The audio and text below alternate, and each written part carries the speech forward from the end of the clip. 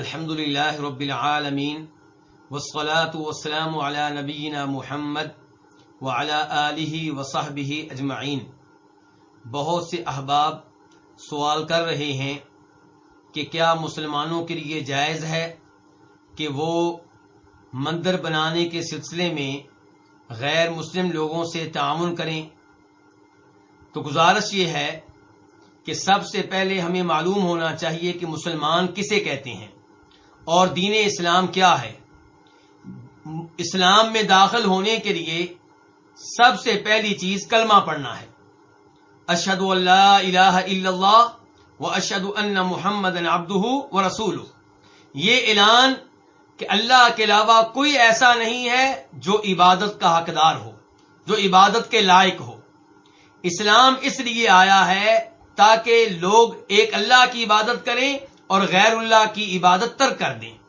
اللہ تعالیٰ نے تمام انبیاء کرام علیہم الصلوۃ والسلام کو یہی پیغام دے کر بھیجا تھا، وَلَقَدْ بَعَثْنَا فِي كُلِّ أُمَّةٍ رَسُولًا أَنِ اعْبُدُوا اللَّهَ وَاجْتَنِبُوا الطَّاغُوتَ، کہ ہر رسول کی ڈیوٹی تھی کہ اپنی قوم کو سمجھائے کہ ایک اللہ کی عبادت کریں اور اللہ کے علاوہ جس کی عبادت ہوتی ہے اس کی عبادت ترک کر دیں۔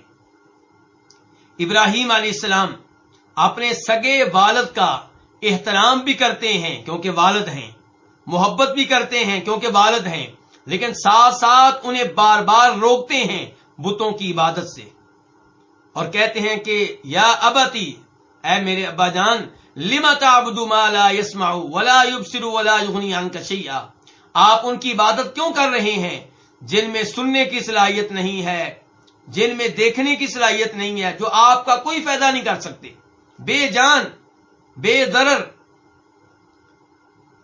تو اپنے والد کو بار بار سمجھا رہے ہیں، اور والد کیا دھمکی دے رہے ہیں کہ ابراہیم اگر تو باز نہ آیا میرے معبودوں کو برا بھلا کہنے سے تو میں تمہیں سنسار کر دوں گا، پتھر مار مار کے تمہاری جان نکال دوں گا، اور گھر سے نکالنے کی بھی دھمکی دے رہے ہیں۔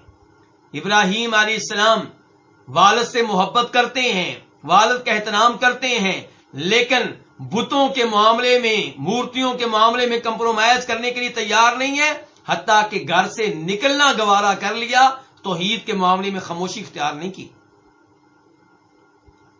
اسی لیے اللہ رب العزت قرآن حکیم میں ارشاد فرماتے ہیں، قد كانت لكم اسوة حسنة في ابراہیم والذین معه اذ قالوا لقومهم انا براء منكم ومما تعبدون من دون اللہ، کہ اے مسلمانوں، ابراہیم اور ابراہیم کے ساتھی علیہ الصلوۃ والسلام یہ تمہارے لیے بہترین نمونہ ہیں۔ کس معاملے میں؟ اس بارے میں کہ انہوں نے اپنی قوم سے صاف صاف کہہ دیا تھا کہ ہم تم سے لا تعلق، ہمارا تم سے کوئی تعلق نہیں، کوئی دوستی نہیں، ہمیں تم سے کوئی محبت نہیں، اور ہمارا ان سے بھی کوئی تعلق نہیں جن مورتیوں کی تم عبادت کرتے ہو، اللہ کے علاوہ جس چیز کی عبادت کرتے ہو ہر اس چیز سے ہم لا تعلق۔ اور آگے چل کے یہ بھی کہا کہ ہمارے اور تمہارے درمیان دشمنی واضح ہو چکی، ہم واضح طور پہ تمہیں بتانا چاہتے ہیں کہ تم ہمارے دشمن، ہم تمہارے دشمن۔ کس وجہ سے دشمن؟ کوئی ذاتی دشمنی نہیں ہے، اس وجہ سے کہ تم غیر اللہ کی عبادت کرتے ہو، تم شرک کرتے ہو، تم توحید پہ نہیں آتے ہو، اور یہ دشمنی کب تک رہے گی؟ حتیٰ تؤمنوا باللہ وحدہ، جب تک کہ تم ایک اللہ پہ ایمان نہیں لاتے۔ ہمارے نبی علیہ الصلوۃ والسلام کی طرف دیکھ لیں، امام مسلم روایت کرتے ہیں کہ آپ نے امیر المؤمنین خلیفہ راشد جناب علی بن ابو طالب رضی اللہ تعالیٰ عنہ کی ڈیوٹی لگائی کہ علی جاؤ، جس مورتی کو دیکھو اسے مٹا ڈالو، توڑ ڈالو، اور جس قبر کو دیکھو کہ بلند و بالا ہے، باقی قبروں کے مقابلے میں بہت اونچی ہے، اسے ہموار کر دو، یعنی کہ ایک بالش تک کر دو۔ اور جب مکہ فتح ہوتا ہے، نبی علیہ الصلوۃ والسلام صحابہ کرام کی ڈیوٹی لگاتے ہیں کہ بیت اللہ میں موجود بتوں کو توڑیں، بیت اللہ کو ان مورتیوں سے، ان بتوں سے پاک صاف کر دیں۔ حالانکہ ان میں ایک مورتی ابراہیم علیہ السلام کی تھی اور ایک مورتی اسماعیل علیہ السلام کی تھی، لیکن مورتیاں ہوتی ہیں، چاہے ابراہیم علیہ السلام کی ہوں چاہے اسماعیل علیہ السلام کی، ان کو بھی توڑا گیا۔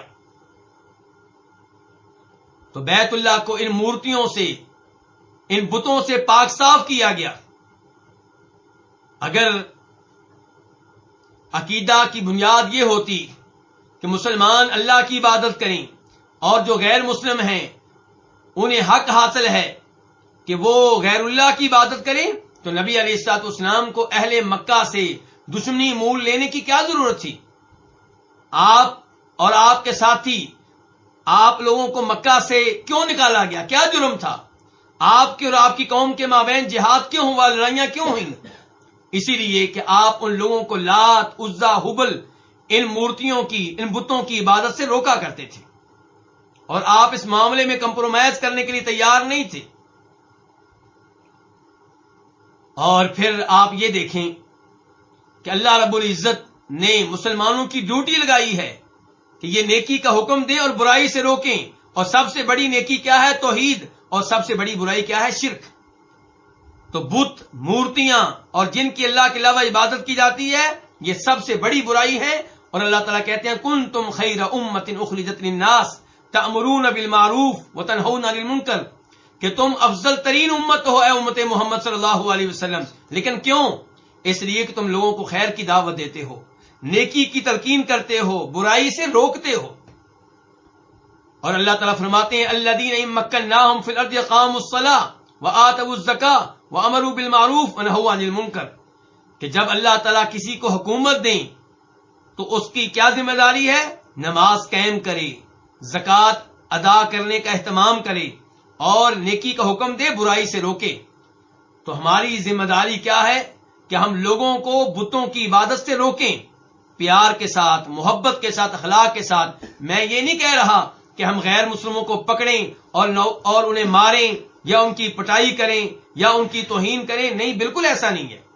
لیکن میری اور آپ کی یہ ذمہ داری ہے کہ ہم انہیں دلائل کے ذریعے قائل کریں کہ تم اللہ کو چھوڑ کے بتوں کی عبادت کر رہے ہو، یہ بے جان ہیں، تم نے اپنے ہاتھوں سے بنائے ہیں، یہ معبود کیسے ہو گئے، خالق کیسے ہو گئے، مشکل کشا کیسے ہو گئے، حاجت روا کیسے ہو گئے۔ اگر تم ان کی عبادت پہ لگے رہے تو آخرت کی زندگی میں عذاب پاؤ گے۔ تو میری اور آپ کی ذمہ داری ہے کہ اگر ہم واقعی ان غیر مسلموں کے خیر خواہ ہیں تو انہیں جہنم کی آگ سے بچانے کی کوشش کریں۔ ہاں، آپ غیر مسلموں سے تعاون کریں دیگر معاملات میں، شرک کے معاملے میں نہیں۔ شرک کے معاملے میں تعاون یہ ہماری آخرت کو بھی تباہ و برباد کر دے گا، ان کی آخرت کو بھی تباہ و برباد کر دے گا۔ آپ تعاون کریں، ان کے لیے آپ ہاسپٹل قائم کریں، ان کے علاج کا اہتمام کریں، ان کے لیے پانی کا بندوبست کریں، ان کے لیے کھانے کا بندوبست کریں، بہت اچھی بات ہے۔ لیکن غیر اللہ کی عبادت کے معاملے میں تعاون کرنا بہت بڑا جرم ہے، اور جو اس معاملے میں تعاون کریں گے وہ یہ بات یاد رکھیں، جیسے مسجد کے معاملے میں تعاون آپ کے لیے صدقہ جاریہ بن جائے گا۔ جب تک مسجد رہے گی، آپ نے بھی مسجد بنانے میں حصہ لیا، تعاون کیا، آپ کو بھی ثواب ملتا رہے گا، اور یہ مسجد ہو سکتا ہے 100 سال رہے، 200 سال رہے، 300 سال رہے، آپ قبر میں چلے جائیں گے، ثواب پیچھے سے آتا رہے گا۔ ایسے ہی جو مندر بنانے کے معاملے میں، گردوارہ بنانے کے معاملے میں، مورتیاں اور بت کدے بنانے کے معاملے میں تعاون کریں گے، انہیں گناہ ملتا رہے گا جب تک یہ شرک کے اڈے قائم رہیں گے، جب تک یہ برائی ہوتی رہے گی۔ کئی ہمارے دوست کہتے ہیں کہ آپ لوگ بڑی سختی کرتے ہیں، آپ غیر مسلموں کو دیکھیں، یورپ میں چلے جائیں، وہاں مساجد بنی ہوئی ہیں، وہ مساجد بنانے کی اجازت دیتے ہیں، تو آپ مندر بنانے کی اجازت کیوں نہیں دیتے؟ آپ گردوارہ بنانے کی اجازت کیوں نہیں دیتے؟ تو گزارش یہ ہے کہ اگر وہ لوگ خیر کا ایک کام کر رہے ہیں، اور وہ کیا؟ مسجد بنانے کی اجازت، یہ ان کی طرف سے خیر کا ایک کام ہے کہ وہ کفر و شرک کے ساتھ ساتھ خیر کا ایک کام کر رہے ہیں، اور وہ کیا؟ مسجد بنانے کی اجازت۔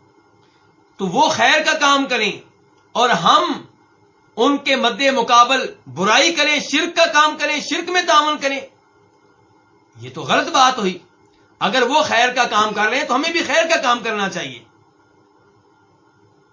تو اس لیے یہ دلیل درست نہیں ہے کہ چونکہ وہ مسجد بنانے کی اجازت دیتے ہیں اس لیے ہم مندر بنانے کی اجازت دیں۔ پھر کہا جاتا ہے کہ جناب عمر فاروق نے ایسا کرنے کی اجازت دی تھی، تو جناب عمر فاروق نے یہ معاہدہ کیا تھا جب انہوں نے کئی شہر فتح کیے تو وہاں معاہدہ یہ کیا تھا کہ تم لوگوں کے چرچ جو پہلے سے موجود ہیں وہ موجود رہیں گے، نیا چرچ بنانے کی اجازت نہیں ہوگی، اور جو پرانے چرچ ہیں ان کی دوبارہ مرمت کرنے کی بھی اجازت نہیں ہوگی۔ اور یہاں پہ شہر مسلمانوں کا بات کیا ہوا اسلام آباد، یہ کفار کا شہر نہیں ہے کہ جو ہم نے فتح کیا ہو، یہ مسلمانوں کا شہر ہے۔ یہاں پہ ہم ان کو مندر بنا کر دیں، زمین دیں، فنڈ دیں، تعاون کریں تو یہ سب کچھ جرم ہوگا، غلط ہوگا۔ اللہ رب العزت سے دعا ہے کہ اللہ تعالی ہمیں ہر طرح کے شرک سے محفوظ رکھے اور اللہ تعالی ہمیں توحید کے لیے کام کرنے کی توفیق دے۔